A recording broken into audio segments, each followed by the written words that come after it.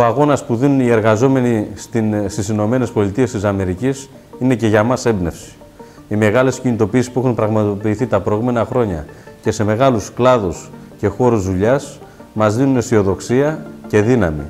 Ελπίζουμε και οι δικοί μας αγώνες να είναι αντίστοιχης σημασίας και για σας, αγαπητοί συνάδελφοι, αδέλφια μας, και πιστεύουμε ότι και ο δικός σας αγώνας απέναντι στις αντιδραστικές κυβερνήσεις των Ηνωμένων Πολιτειών της Αμερικής και ο δικός μας αγώνας εδώ στην Ελλάδα μπορεί να συναντηθεί στο βασικό σύνθημα που έχουμε και εμείς εδώ, ή τα κέρδη τους ή οι ζωές μας.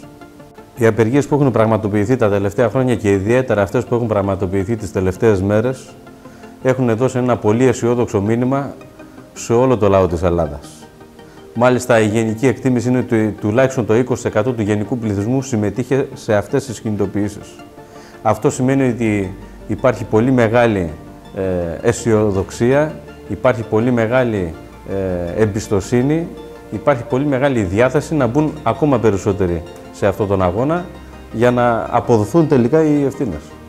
Είναι να αποδοθούν οι πολιτικές και οι ποινικές ευθύνες για αυτούς που δολοφόνησαν τους 57 συνανθρώπους μας. Η κυβέρνηση και τα κόμματα που κυβέρνησαν τα προηγούμενα χρόνια εδώ στην Ελλάδα, υπηρετώντας τα επιχειρηματικά συμφέροντα, τους μεγάλους επιχειρηματικούς ομίλους και στους σιδηρόδρομους, προσπαθώντας να συγκαλύψουν τις πολιτικές και ποινικές τους ευθύνες, έχουν προχωρήσει σε όργιο καταστολής, σε όργιο τρομοκρατίας, αξιοποιώντας και τα μέσα μαζικής ενημέρωσης, αξιοποιώντας τους αντεργατικούς αντιλαϊκούς νόμους που έχουν ψηφίσει τα προηγούμενα χρόνια, οι οποίοι τους δίνουν τη δυνατότητα να καταστήλουν τις εργατικές κινητοποίησεις. Αυτή η προσπάθεια έχει πέσει στο κενό.